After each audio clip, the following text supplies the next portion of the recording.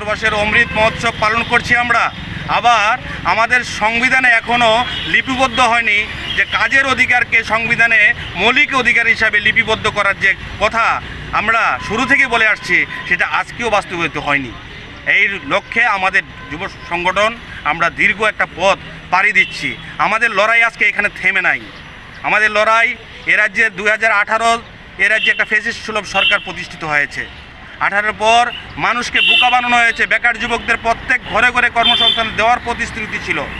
প্রত্যেক মানুষকে ডাবল ইঞ্জিনের নামে ভালো একটা পরিবেশ তারা উপহার দেওয়ার কথা বলেছিল।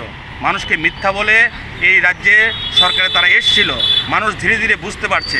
যুব সংগঠন লড়াই করছে, যুব সংগঠন লড়াই চালিয়ে যাবে যতদিন অবধি এ রাজ্যে গণতন্ত্র পুনরুদ্ধার না হয়।